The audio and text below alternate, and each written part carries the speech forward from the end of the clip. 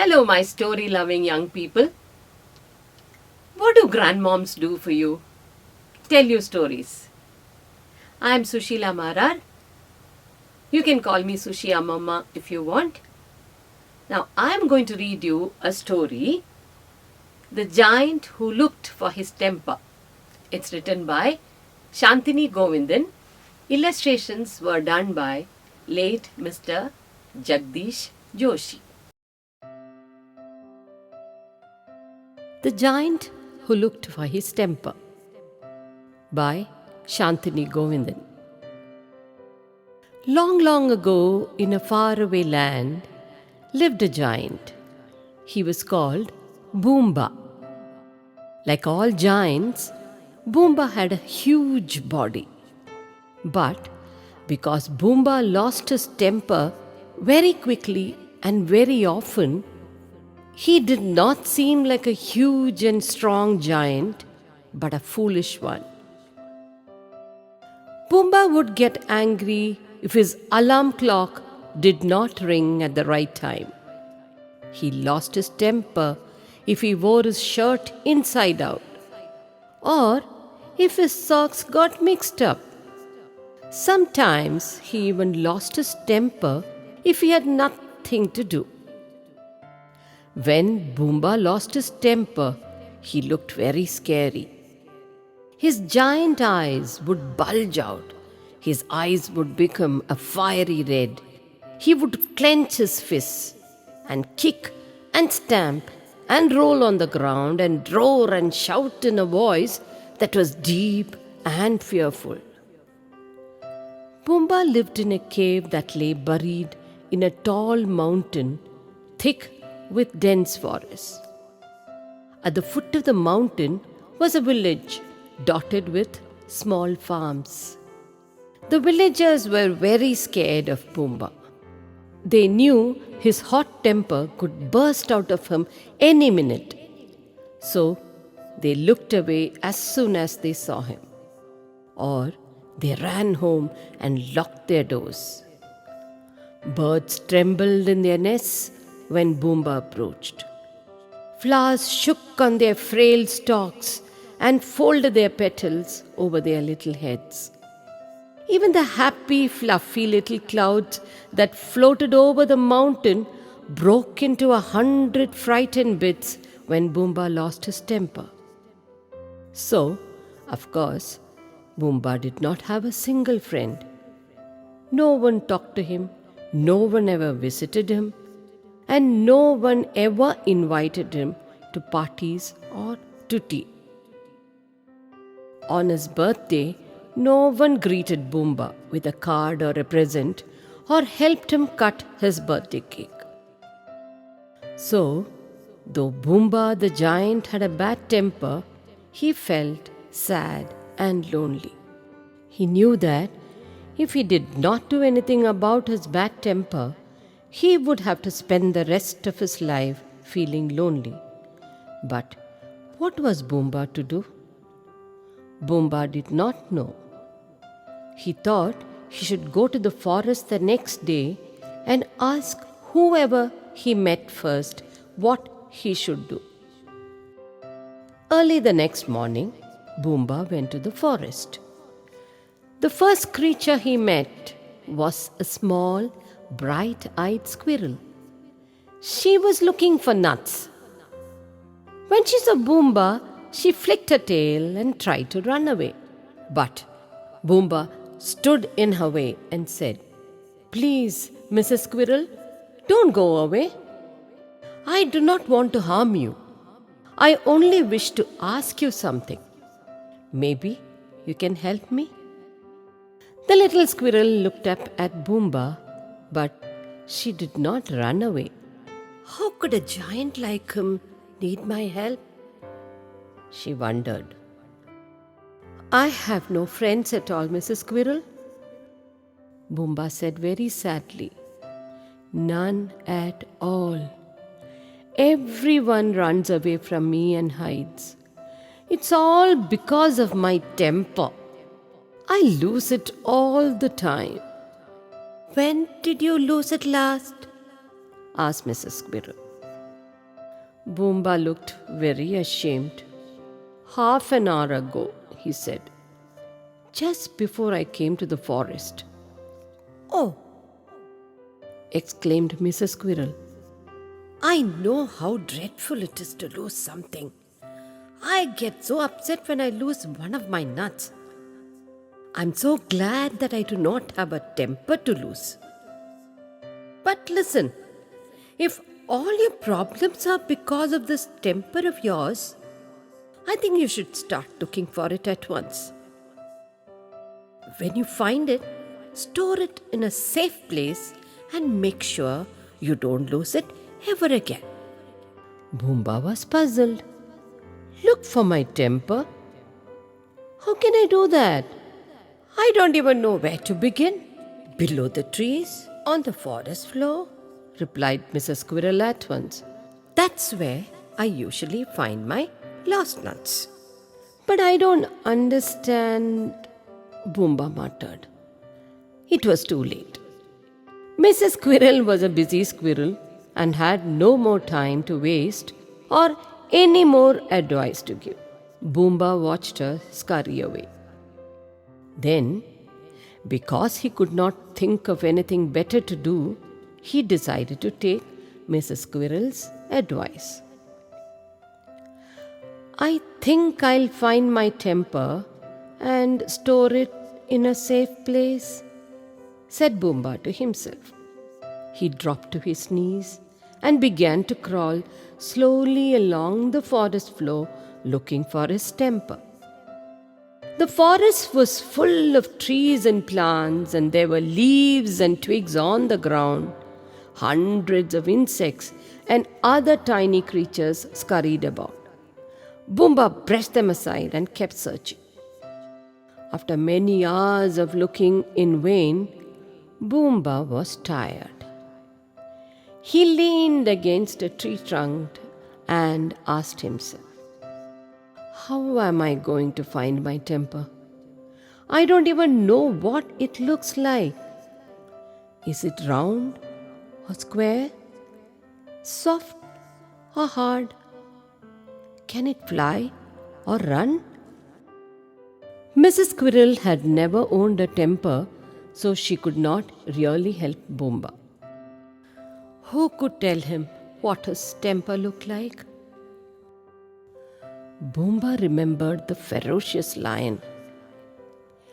"Surely he'll be able to tell me what a temper looks like," thought Boomba. He set off for Mr. Lion's den. Mr. Lion was resting after a big meal, but Boomba could not wait. "I have a big problem, Your Majesty. I do not have friends because I have a temper. Mrs. Squirrel advised me to look for it and store it in a safe place. But when I started looking for it, I realized that I did not know what it looked like. You are the great and wise king of the jungle. Can you tell me what my temper looks like?" Mr. Lion thought for a moment and then asked, "Do you lose your temper very often?" "Yes," exclaimed Boomba. "It just bursts out of me. I cannot control it." "Aha," said Mr. Lion. "It's exactly as I thought. Your temper has very strong legs and can run very fast. If you want to find it, you will have to run very fast, pounce on your temper and capture it." Boomba acted on Mr. Lion's advice at once. He took a deep breath and broke into a run. The ground shook beneath his giant feet, and the frightened woodland creatures sped out of his way. Although Boomba was running fast, he kept looking for his temper too. But Boomba did not so much as catch a glimpse of it. Soon he was so tired that he could run no more. He fell to the ground, tired and disappointed. for he knew now that his temper did not have strong legs to run on. Inquisitive Mr. Fox, wandering nearby, caught sight of the tired giant and asked, "What's wrong? Who were you running away from?" "I wasn't running away from anyone," Boomba replied at once. "I was just looking for my temper. I lose it very often, and because of that, I have no friends." "Did you find it?" asked Mr. Fox. "No," sighed Boomba sadly. "Ah, I am not surprised," said Mr. Fox. "I could have told you that lost things never run away. They get buried deep in the ground. I know because I am an expert digger and have found many lost things. Your temper too must be buried somewhere. Let's not waste time. Let's start digging." Mr. Fox began digging furiously with his paws, and after watching him for a while, Boomba too began to dig. The mud flew in all directions. The hole grew bigger, and out came pebbles, rocks, bones, and sticks. "See!" exclaimed Mr. Fox excitedly. "I told you, many interesting things are hidden in the ground. We'll soon find your temper." Mr. Fox began to dig faster. Boomba copied him and dug even deeper. They kept digging furiously and stopped only when the sunlight began to fade.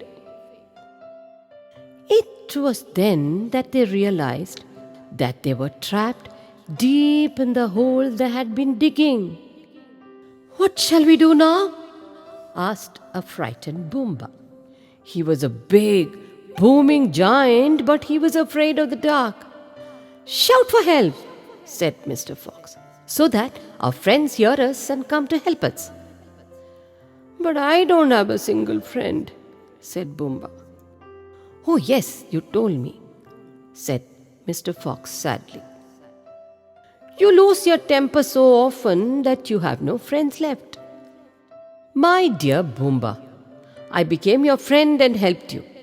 But if you don't shout for help now, you will lose my friendship too." "Are you really my friend, Mr. Fox?" asked Boomba, his eyes full of tears. "I will be if you shout for help," smart Mr. Fox replied. "Help! Help!" Boomba began to shout at once. "Please save us!" Boomba's voice boomed across the valley. The villagers heard him as they were going to bed and thought that Boomba had lost his temper again. But as the cries of "Help! Help!" became louder and sadder, the villagers realized that maybe Boomba was in trouble. They ran to the forest with candles and torches to see what the matter was. And there, in the middle of the forest, in a deep, dark hole, the villagers found the huge giant Boomba, frightened and crying for help. "Please take us out," sobbed Boomba. "Please, please, I'm tired and hungry and full of mud. Help, please." "We'll be back soon, Boomba. We promise we will pull you out of the hole," said the villagers. They raced back to the village and gathered all the bed sheets they could find. Then they hurried back to the forest. All the sheets were tied together to make a long, strong rope. As soon as it was lowered into the hole, Boomba and Mr. Fox grasped the other end. The poor villagers heaved and sighed and pulled and tugged and strained. And at last, they pulled the big, heavy giant Boomba and Mr. Fox out of the hole. Mr. Fox turned to Boomba angrily and growled at him. Boomba, you said you did not have a single friend because you always lost your temper? But the whole village has come to save you now. Where is your temper now? I don't think it exists. I haven't seen it anywhere. Mr. Fox was so angry that he just walked off without a backward glance. Boomba felt very foolish. He held out his hands to the villagers and said quietly, You all know that I had a temper. You have all seen it. Only I still don't know what it looks like. I hope now it is really lost. But I promise that if I do find it, I will lock it up forever. So, the villagers were not scared of the huge giant's temper anymore.